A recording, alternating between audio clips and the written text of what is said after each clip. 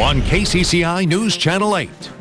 Team coverage tonight of the incredible river rescue that took a team effort. Hear from the man who earned himself the title Hero. Plus, see what makes these low-head dams so dangerous. This is KCCI News Channel 8, Iowa's news leader. I just told her, hang on tight, and I won't let go. A woman is alive tonight thanks to the heroic efforts of a quick-thinking construction worker and his crew. The incredible river rescue all caught on tape. Now, it all started with two boaters who were in trouble on the Des Moines River, but only one could be saved. The woman was rescued at the Center Street Dam right across from the Iowa Event Center. The other boater's body was recovered downstream near the MLK Bridge. We have Team 8 coverage of this heart-racing rescue. Katie Ward starts us off live. Kevin and Stacy, the woman was rescued right here from inside the boil of the dam, and if you look really closely, you can still see life jackets floating in the water. The fire department's wet team spent more than 30 minutes trying to rescue her, but the currents were just too strong, and then a construction worker stepped in.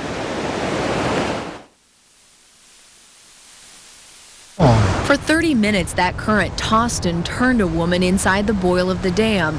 When the wet team couldn't reach her, a nearby construction crew lent a hand. Jason Oglesby suspended himself from a crane while a co-worker lowered him to the water. He was able to grab a hold of the woman. She is very fortunate, yeah. Oglesby hung on tight while the crane operator carefully moved the two. The wet team was waiting nearby, and Oglesby brought her to safety. Saved him. He's a hero. He is. I got goosebumps.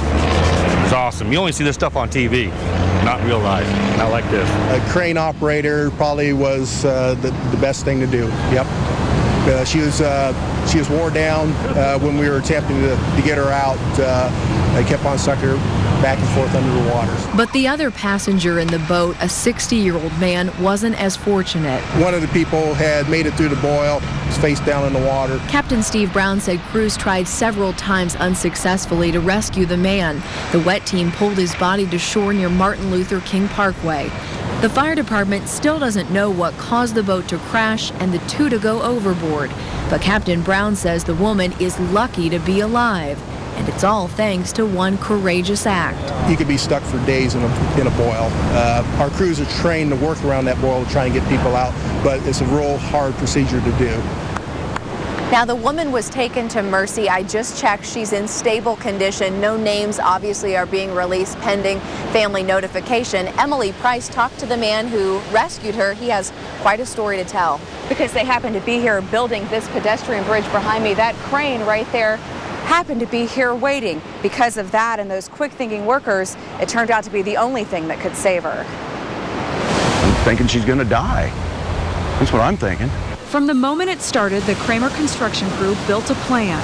Trying to throw her ropes and life preservers and stuff, and she kept going under. The first attempts only made things worse.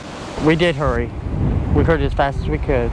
A cord from the bridge only reached to the boil, and every time she tried to grab it, powerful currents sucked her back in.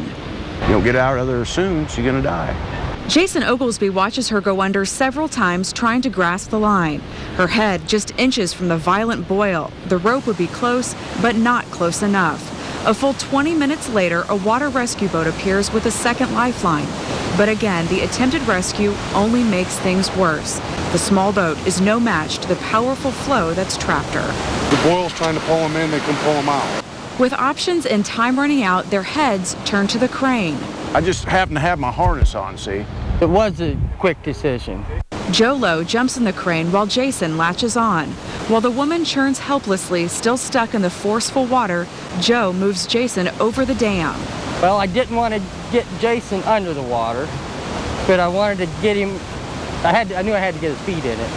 After several tries, I just told her, hang on tight, and I won't let go. Jason finally connects, something several ropes and even a wet team couldn't do. She was just in shock. Said something about her hands, she couldn't feel her hands.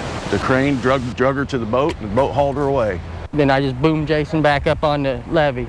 And Jason and the crew go right back to work. The men who build bridges constructed a plan that saved a life. And hopefully never again. The whole crew did it. It wasn't me, it was the whole crew. Back here live at the Center Street Dam, Joe Lowe, the crane operator, actually watched the boat go over the dam to begin with. And at that time, he heard the man yell to the woman to put her life jacket on. You can see several of the life jackets that were thrown to her still out there tonight near this boil. That is what kept her above water for so long. We're told that man was not able to get a life jacket back on. A scary and frantic situation. Emily, was Jason able to talk to the woman at all? Well, he wasn't able to talk to her very much. The entire conversation just consisted of her saying, "I can't feel my hands very well," and that was essentially all the talking that they did before she was taken away. Okay. Emily Price and Katie Ward, thank you. You know, for years, the Iowa Whitewater Coalition has been trying to get the word out about the dangers of low-head dams. This video from back in 2006 is a simulation of what happens when the water flows over one of these low dams. It's called the drowning machine.